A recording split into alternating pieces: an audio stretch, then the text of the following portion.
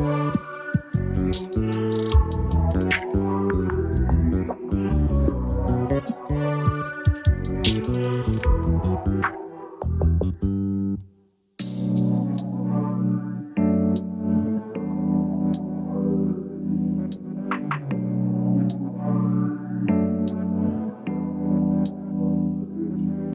Friends, வணக்கம்.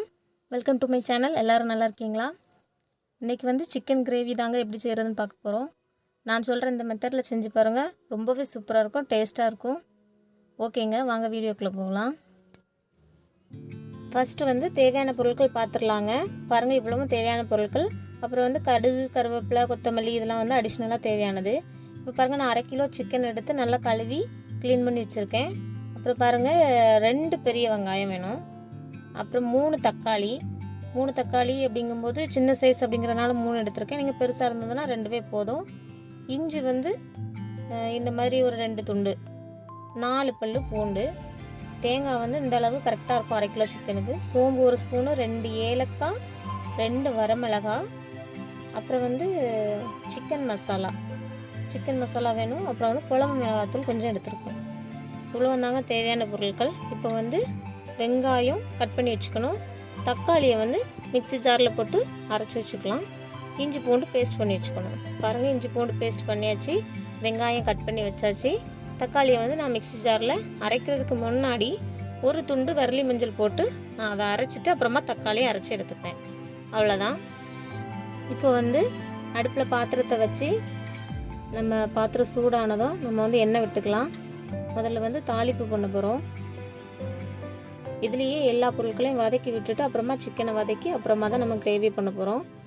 இப்போ பாருங்கள், நான் தேங்காய் எண்ணெய் விட்டுருக்கேன். எண்ணெய் சூடானதும் நம்ம வந்து கடுகு போட்டுக்கலாம்.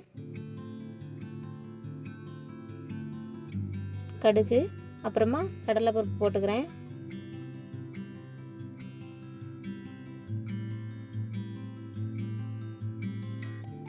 இது ரெண்டும் கொஞ்சம் நல்லா பொடிஞ்சதுக்கு அப்புறமா கொஞ்சமாக கருவேப்பிலை சேர்த்துக்கிறேன்.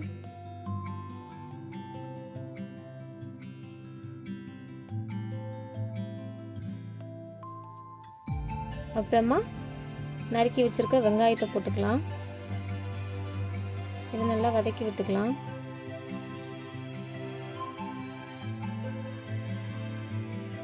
இது சீக்கிரமாக வதங்குறதுக்காக நான் கொஞ்சமாக உப்பு சேர்த்துக்கிறேன்.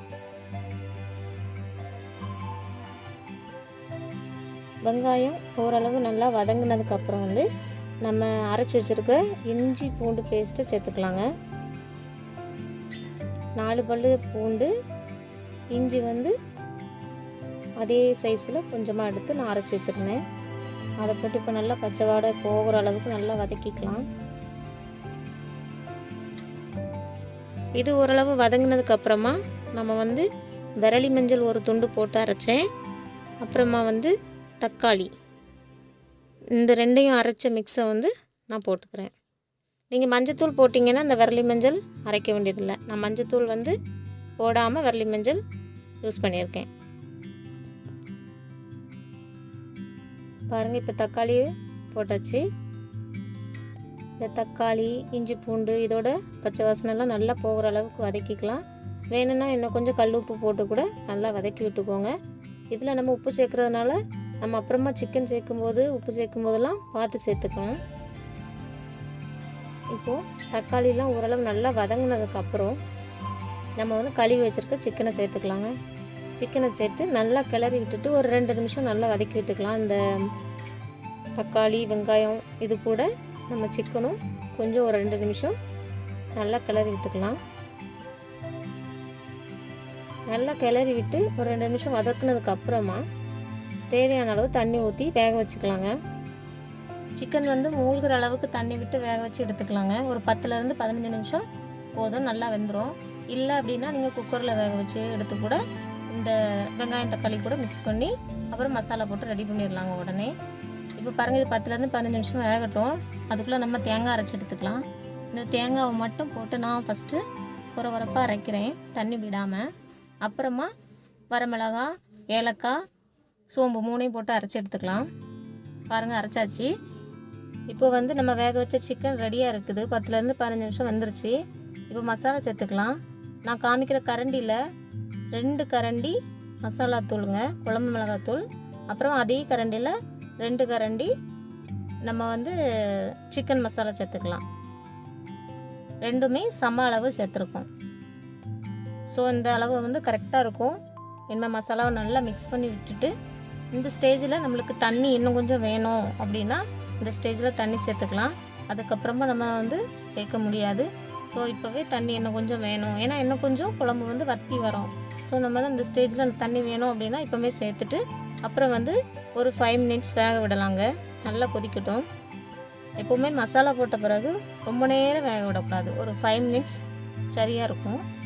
சிக்கனை வந்து குக்கரில் வேக வச்சு எடுத்துருந்தீங்க அப்படின்னா நம்ம வெங்காயம் தக்காளி எல்லாம் போட்டு வதக்கின உடனே நம்ம அந்த அவிச்ச தண்ணியோட அப்படியே கொட்டி உடனே நம்ம வந்து மிளகாத்தூள் எல்லாமே ஆட் பண்ணிவிட்டு அப்புறம் ஒரு 5 மினிட்ஸ் கழித்து தேங்காய் போட்டுக்கலாம். அப்படி உடனே ரெடி பண்ணிக்கலாம். இப்போ பாருங்கள், குழம்பு நல்லா கொதிச்சு வந்திருக்கு. மசாலா தூள் போட்டு ஒரு 5 நிமிஷத்துக்கு மேலேயே ஆகுது. ஸோ நான் வந்து அரைச்சி வச்சுருக்க தேங்காய் விழுதை போட்டு நல்லா மிக்ஸ் பண்ணி விட்டுக்கிறேன். நம்ம தேங்காய் போட்டதுக்கப்புறம் எப்போவுமே ரொம்ப கொதிக்க விடக்கூடாதுங்க. ஒரு 2லேருந்து 3 நிமிஷம் விட்டால் போதும். அதுக்கு மேலே விட்டோம் அப்படின்னா தேங்காய் வந்து ரொம்ப கொதிக்க விட்டால் நல்லது இல்லைன்னு சொல்லுவாங்க. ஸோ ஒரு 2லேருந்து 3 நிமிஷம் நம்ம வந்து விட்டால் போதும். சரியான அளவில் வெந்து வந்துடும். இந்த ஸ்டேஜில் வந்து நம்ம வந்து உப்பு பார்த்துக்கலாம். எல்லாம் சரியாக இருக்கான்னு பார்த்துட்டு கிளறி விட்டுட்டு நான் வந்து மூடி போட்டு மூடிடுறேன். அப்புறம் ஒரு 2லேருந்து 3 நிமிஷம் கழித்து திறந்து பார்த்தோம் அப்படின்னா சூப்பராக ரெடியாக இருக்குங்க. இந்த கிரேவியை வந்து நீங்கள் சாப்பாட்டுக்கும் சாப்பிட்லாம், இட்லி தோசைக்கெலாம் சூப்பராக இருக்கும், கோதுமை தோசைக்கும் சூப்பராக இருக்கும், சப்பாத்தி எதுக்கு வேணாலும் வச்சு சாப்பிட்லாங்க. ரொம்பவே நல்லாயிருக்கும். இப்போ பாருங்கள், நான் வந்து ஒரு 3 மினிட்ஸ் கழித்து எடுக்கிறேன். குழம்பு வந்து சூப்பராக ரெடி ஆயிடுச்சு. அவ்வளோதான்.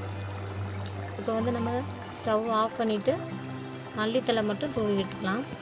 பொதுவாக சிக்கன் கிரேவி வந்து எப்போவுமே சிக்கன் மசாலா மட்டும்தான் போட்டு வைப்பாங்க. இப்போ நம்ம வந்து குழம்பு மிளகாத்தூள், சிக்கன் மசாலா பாதி, அப்புறம் வந்து மசாலா அரைக்கும் போது 2 வரமிளகா போட்டிருக்கோம். ஸோ இது வந்து சம்திங் டிஃப்ரெண்ட்டாகவே இருக்குங்க. நீங்களும் ட்ரை பண்ணி பாருங்கள். ரொம்ப வாசனையாக டேஸ்ட்டாக இருக்கும். நீங்களும் வீட்டில் செஞ்சு பாருங்கள், சூப்பராகவே இருக்கும். காரம் மட்டும் பார்த்து போட்டுக்கோங்க. குழம்பு மிளகாத்தூள், சிக்கன் மசாலா இந்த 2ம் போடும்போது வந்து அந்த காரமே உங்களுக்கு போதும் அப்படின்னா நீங்கள் அதோடு விட்டுடலாம். இந்த மசாலா அரைக்கும் போது 2 வரமிளகா சேர்க்குறோம் இல்லைங்களா, அதை வந்து நீங்கள் விட்டுடலாம். நான் இப்போ சொல்லியிருக்கிறது வந்து கரெக்டான அளவாக இருக்கும். நான் வந்து டேஸ்ட் பண்ணி பார்க்கும்போது காரம் கொஞ்சம் காரமாக இருந்தால் தானே சிக்கன் கிரேவி நல்லாயிருக்கும். அந்த மாதிரி காரசாரமாக நல்லா டேஸ்ட்டாக இருந்துச்சுங்க. ஓகேங்க, அவ்வளோதான். ஃபைனலாக நம்மளுடைய சிக்கன் கிரேவி சூப்பராக ரெடி ஆயிடுச்சுங்க.